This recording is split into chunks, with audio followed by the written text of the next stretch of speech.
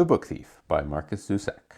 Liesel Meminger is a young girl in Nazi Germany forced to live with her foster parents Hans and Rosa Hubermann. This is a young girl who has a habit of stealing books and reading them in the midst of a whole lot of terrible things that go on in her life. What makes this book really stand out, though, is who the author chooses to be the narrator, which is death itself. Death, be not proud, though some have called thee mighty and dreadful, for thou art not so.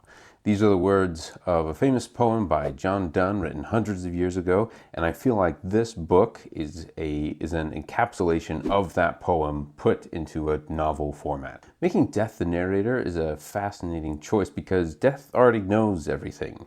So he knows who's going to die, and also in this book he's not particularly good at keeping a secret. So at some points in the book he tells you this person is going to die. This person is going to die. And so it's like he doesn't come with a spoiler alert, which is a pointed strategy here because you see that he's using it as a technique. So you already know these people are going to die, so the question is, how are they going to live? How is it going to happen? And two, it gets to the more important issues like, how are they living? What is the difference that their life makes if they're going to die in this, unceremonious way? Also, this book is captivating because it's about words, and I mean that in two senses. In the first sense, it's about words, it's about ideas. You have Liesel, who is focusing on the words of the books that she's reading, and this is like what brings light into her life. She's focused on learning how to read. She's bonding with her foster father, Hans Hubermann, over this.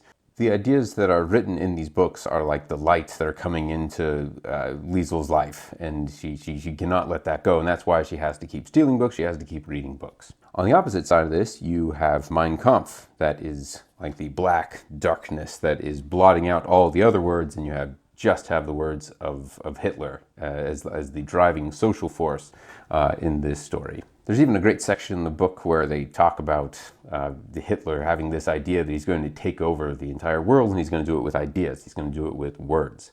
And that's what gets the whole ball rolling of this disaster of World War II that he started. So how do the people in Molching react to all this? That's where the story is fascinating, because you have the group of people who go along with it, who sort of go along with it, and then people who don't go along with it. So you have like the mix of this village that they're in. So that's one level. The book is about words and ideas. On another level, this book is about the beauty of words themselves, because that's what the prose inside this book is all about.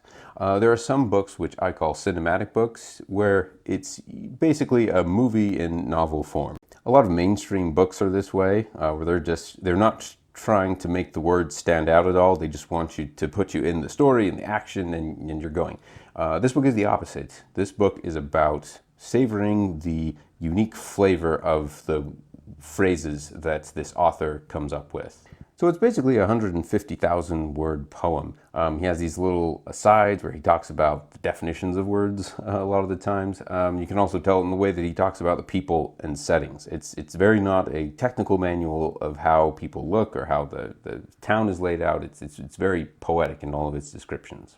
This is both a good and a bad thing. Mostly it's a good thing. There were a couple parts where he described something in a way that it's just kind of distracting. A couple of examples that come to mind. He describes a morning sun as the color, or he describes the rising sun as the color of morning eggs or something like that.